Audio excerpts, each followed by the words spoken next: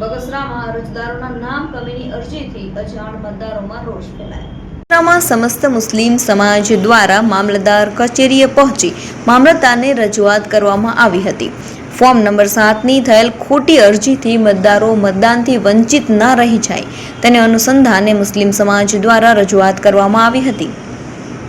અરજદારોના નામ કમીની અરજીથી અજાણ મતદારોમાં રોષ ફેલાતા સમસ્ત મુસ્લિમ સમાજ દ્વારા મામલતદારને રજૂઆત કરવામાં આવી હતી।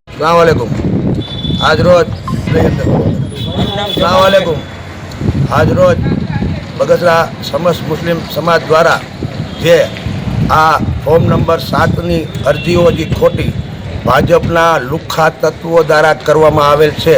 તેના વિરોધમાં આજરોજ મામલતદારશ્રીને રજૂઆત કરવા આવેલ અને કીધેલું કે સાહેબ જે આ 7 નંબરના ફોર્મની યાદી કરી